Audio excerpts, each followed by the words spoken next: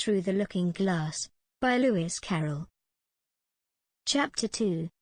The Garden of Live Flowers.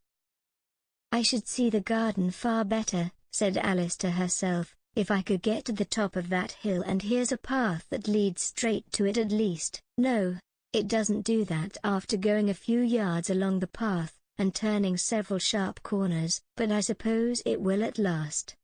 But how curiously it twists. It's more like a corkscrew than a path.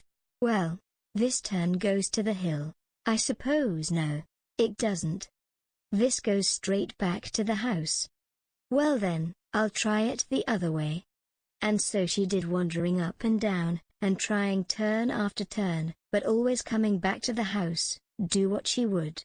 Indeed, once, when she turned a corner rather more quickly than usual, she ran against it before she could stop herself. It's no use talking about it, Alice said, looking up at the house and pretending it was arguing with her. I'm not going in again yet. I know I should have to get through the looking-glass again back into the old room, and there'd be an end of all my adventures. So, resolutely turning her back upon the house, she set out once more down the path, determined to keep straight on till she got to the hill. For a few minutes all went on well, and she was just saying, I really shall do it this time, when the path gave a sudden twist and shook itself as she described it afterwards, and the next moment she found herself actually walking in at the door. Oh, it's too bad, she cried. I never saw such a house for getting in the way. Never. However, there was the hill full in sight, so there was nothing to be done but start again. This time she came upon a large flower bed, with a border of daisies, and a willow tree growing in the middle. Oh, Tiger Lily, said Alice, addressing herself to one that was waving gracefully about in the wind, I wish you could talk. We can talk, said the Tiger Lily, when there's anybody worth talking to. Alice was so astonished that she could not speak for a minute. It quite seemed to take her breath away. At length, as the Tiger Lily only went on waving about, she spoke again, in a timid voice, almost in a whisper. And can all the flowers talk? As well as you can, said the Tiger Lily. And a great deal louder. It isn't manners for us to begin, you know, said the Rose, and I really was wondering when you'd speak. Said I to myself, her face has got some sense in it, though it's not a clever one. Still, you're the right color, and that goes a long way. I don't care about the color, the Tiger Lily remarked. If only her petals curled up a little more, she'd be all right. Alice didn't like being criticized, so she began asking questions. Aren't you sometimes frightened at being planted out here, with nobody to take care of you? There's the tree in the middle, said the Rose. What else is it good for? But what could it do, if any danger came? Alice asked. It says bow wow, cried a daisy. That's why its branches are called boughs. Didn't you know that? Cried another daisy, and here they all began shouting together, till the air seemed quite full of little shrill voices. Silence, every one of you! Cried the Tiger Lily, waving itself passionately from side to side, and trembling with excitement. They know I can't get at them. It panted, bending its quivering head towards Alice, or they wouldn't dare to do it. Never mind, Alice said in a soothing tone, and stooping down to the daisies, who were just beginning again, she whispered, if you don't hold your tongues, I'll pick you. There was silence in a moment, and several of the pink daisies turned white. That's right, said the Tiger Lily. The daisies are worst of all. When one speaks, they all begin together, and it's enough to make one wither to hear the way they go on. How is it you can all talk so nicely? Alice said, hoping to get it into a better temper by a compliment. I've been in many gardens before, but none of the flowers could talk. Put your hand down, and feel the ground, said the Tiger Lily. Then you'll know why. Alice did so. It's very hard, she said, but I don't see what that has to do with it. In most gardens, the Tiger Lily said, they make the beds too soft so that the flowers are always asleep. This sounded a very good reason, and Alice was quite pleased to know it. I never thought of that before, she said. "It's my opinion that you never think at all," the rose said in a rather severe tone. "I never saw anybody that looked stupider," a violet said, so suddenly, that Alice quite jumped, for it hadn't spoken before. "Hold your tongue!" cried the tiger lily. "As if you ever saw anybody. You keep your head under the leaves, and snore away there, till you know no more what's going on in the world, than if you were a bud. Are there any more people in the garden besides me?" Alice said, not choosing to notice the rose's last remark. "There's one other flower in the garden that can move about like you," said the rose. "I wonder how you do it." "You are always wondering," said the tiger lily, "but she's more bushy than you are." "Is she like me?" Alice asked eagerly, for the thought crossed her mind, "There's another little girl in the garden, somewhere." "Well, she has the same awkward shape as you," the rose said, "but she's redder and her petals are shorter, I think. Her petals are done up close, almost like a dahlia." The tiger lily interrupted. "Not tumbled about anyhow, like yours. But that's not your fault," the rose added kindly. "You're beginning to fade, you know, and then one can't help one's petals getting a little untidy." Alice didn't like this idea at all, so, to change the subject, she asked, "Does she ever come out here?" "I dare say you'll see her soon," said the rose. "She's one of the thorny kind." "Where does she wear the thorns?" Alice asked with some curiosity. "Why, all round her head, of course," the rose replied. "I was wondering you hadn't got some too. I thought it was the regular rule." "She's coming!" cried the larkspur. "I hear her footstep, thump, thump, thump, along the gravel walk." Alice looked round eagerly, and found that it was the Red Queen. "She's grown a good deal," was her first remark. She had indeed. When Alice first found her in the ashes, she had been only 3 inches high, and here she was, half a head taller than Alice herself.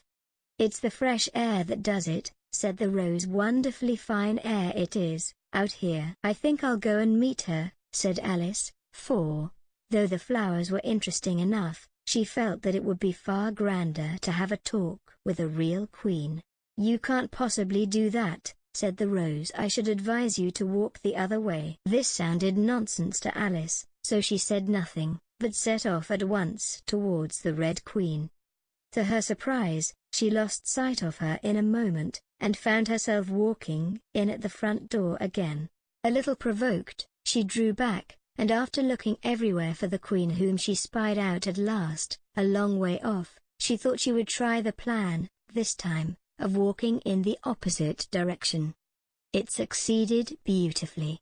She had not been walking a minute before she found herself face to face with the Red Queen, and full in sight of the hill she had been so long aiming at. "Where do you come from?" said the Red Queen. "And where are you going? Look up, speak nicely, and don't twiddle your fingers all the time."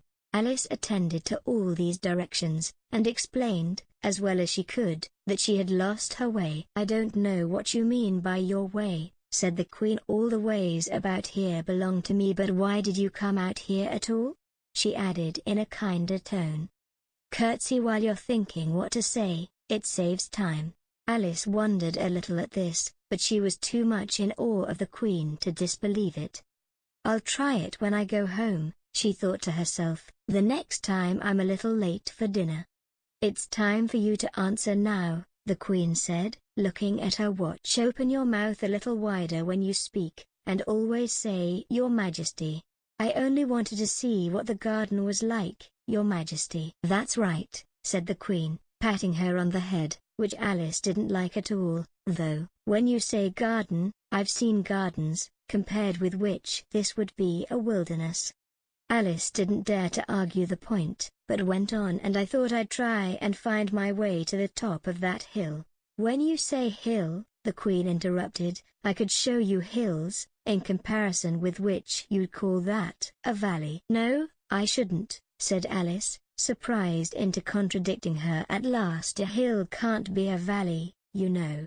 That would be nonsense." The Red Queen shook her head. "You may call it nonsense if you like," she said, "but I've heard nonsense, compared with which that would be as sensible as a dictionary."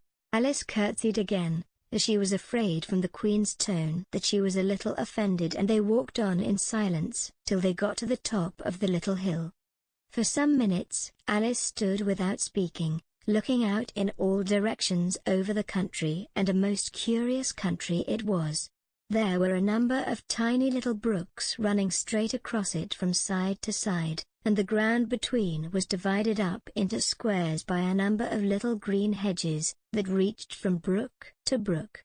"I declare it's marked out just like a large chessboard," Alice said at last. "There ought to be some men moving about somewhere, and so there are," she added in a tone of delight, and her heart began to beat quick with excitement as she went on. "It's a great huge game of chess that's being played all over the world, if this is the world at all, you know. Oh, what fun it is! How I wish I was one of them. I wouldn't mind being a pawn, if only I might join, though of course I should like to be a queen, best." She glanced rather shyly at the real queen as she said this, but her companion only smiled pleasantly, and said, "That's easily managed. You can be the White Queen's pawn, if you like, as Lily's too young to play, and you're in the second square to begin with. When you get to the 8th square you'll be a queen." Just at this moment, somehow or other, they began to run. Alice never could quite make out, in thinking it over afterwards, how it was that they began. All she remembers is that they were running hand in hand, and the Queen went so fast that it was all she could do to keep up with her, and still the Queen kept crying, "Faster! Faster!" But Alice felt that she could not go faster, though she had not breath left to say so. The most curious part of the thing was that the trees and the other things round them never changed their places at all. However fast they went, they never seemed to pass anything. "I wonder if all the things move along with us?" thought poor puzzled Alice. And the Queen seemed to guess her thoughts, for she cried, "Faster! Don't try to talk." Not that Alice had any idea of doing that. She felt as if she would never be able to talk again, she was getting so much out of breath, and still the Queen cried, "Faster! Faster!" and dragged her along. "Are we nearly there?" Alice managed to pant out at last. "Nearly there," the Queen repeated. "Why, we passed it 10 minutes ago. Faster!" And they ran on for a time in silence, with the wind whistling in Alice's ears, and almost blowing her hair off her head, she fancied. "Now! Now!" cried the Queen. "Faster! Faster!" And they went so fast that at last they seemed to skim through the air, hardly touching the ground with their feet, till suddenly, just as Alice was getting quite exhausted, they stopped, and she found herself sitting on the ground, breathless and giddy. The Queen propped her up against a tree, and said kindly, "You may rest a little now." Alice looked round her in great surprise. "Why, I do believe we've been under this tree the whole time. Everything's just as it was." "Of course it is," said the Queen. "What would you have it?" "Well, in our country," said Alice, still panting a little, "you generally get to somewhere else if you ran very fast for a long time, as we've been doing." "A slow sort of country," said the Queen. "Now, here, you see, it takes all the running you can do to keep in the same place. If you want to get somewhere else, you must run at least twice as fast as that." "I'd rather not try, please," said Alice. "I'm quite content to stay here, only I am so hot and thirsty." "I know what you'd like," the Queen said good-naturedly, taking a little box out of her pocket. "Have a biscuit?" Alice thought it would not be civil to say no, though it wasn't at all what she wanted. So she took it, and ate it as well as she could, and it was very dry, and she thought she had never been so nearly choked in all her life. "While you're refreshing yourself," said the Queen, "I'll just take the measurements." And she took a ribbon out of her pocket, marked in inches, and began measuring the ground, and sticking little pegs in here and there. At the end of 2 yards, she said, putting in a peg to mark the distance, "I shall give you your directions. Have another biscuit?" "No, thank you," said Alice. "One's quite enough. Thirst quenched, I hope?" said the Queen. Alice did not know what to say to this, but luckily the Queen did not wait for an answer, but went on. At the end of 3 yards I shall repeat them for fear of your forgetting them. At the end of 4, I shall say goodbye. And at the end of 5, I shall go.